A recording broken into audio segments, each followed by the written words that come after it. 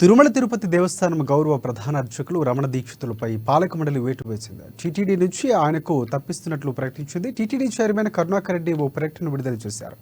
TTD ప్రభుత్వం అహోబెలం మఠం అర్చకులు జియర్లపై రమణ దీక్షితులు తీవ్ర వ్యాఖ్యలు చేశారని చైర్మన్ చెప్పారు. రమణ దీక్షితుల వ్యాఖ్యలపై ఇవాళ జరిగిన పాలక మండలి సమావేశంలో చర్చ జరిగిందని తెలిపారు. టీటీడీపై రమణ దీక్షితులు చేసిన వ్యాఖ్యల తీవ్రతపై చర్చించిన సభ్యులు ఆయనపై చర్యలు తీసుకోవాలని నిర్ణయించినట్లు వివరించారు.